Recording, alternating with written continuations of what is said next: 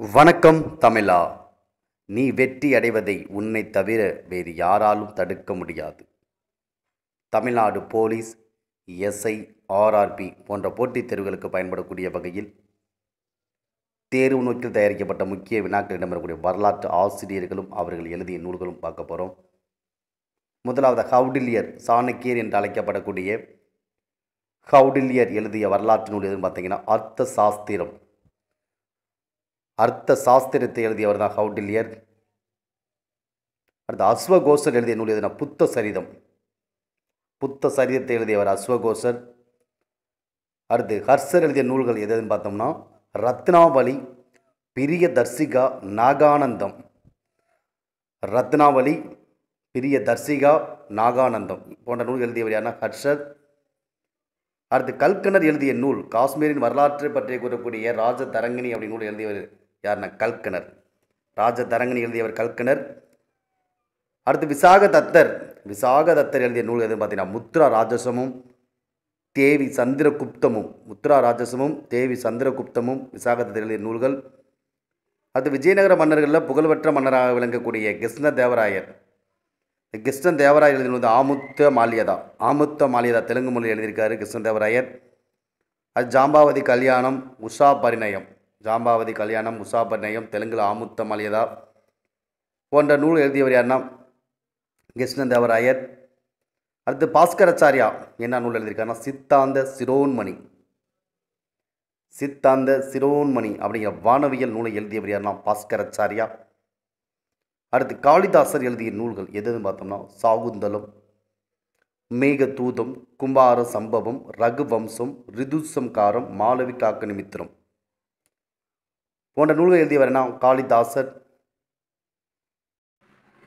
Megasthenes எழுதிய நூல் எதுனா இண்டிகா எழுதிய மெகஸ்தனிஸ்.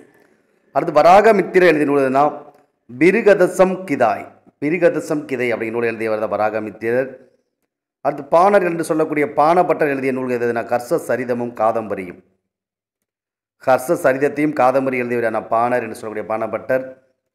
அடுத்து சூத்திரகர் எழுதிய நூல் எதுனா மிருச்சிக கடிகத்தை எழுதியவர் சூத்திரகர். சூரிய சித்தாந்தத்தை எழுதியவர் ஆரியப்பட்டா. அடுத்து பஞ்சதந்திர கதை எழுதியவர் யாருன்னா விஷ்ணு சர்மா. ஆரிய சித்தாந்தத்தை எழுதியவர் ஆரியப்பட்டா 2. சூரிய சித்தாந்தம் ஆரியப்பட்டா 2. அடுத்து பாபர் எழுதிய நூல் எது பார்த்தீங்கன்னா துசுகி பாபரி அப்படி சொல்லக்கூடிய பாபர் நாமா எழுதியவர் யாருன்னா பாபர்.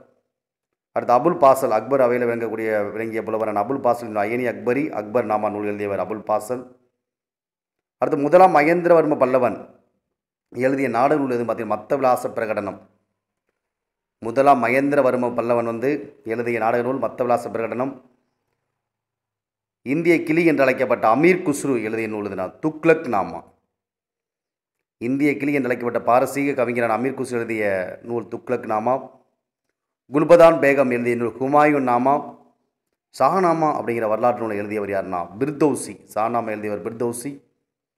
துசுகி ஜஹாங்கீரி அப்படிங்கிற நூலை எழுதியவர் எழுதியவர் ஜஹாங்கீர். ரகத்-இ ஆலம்கீர் அப்படிங்கிற நூல் எழுதியவர் அவுரங்கசீப் சிறப்பு பெயர் தான் ஆலம்கீர். தமிழா அகாடமியில் தமிழ்நாடு போலீஸ் மற்றும் எஸ்ஐ போன்ற போட்டித் தேர்வுக்கான வகுப்புகள் தொடர்ந்து நடைபெற்று வருகிறது. விருப்பமுள்ள மாணவர்கள் மற்றும் வகுப்புகளில் விரைவில் இணைந்து கொள்ளுமாறு உங்களை அறிவுறுத்துகிறோம்.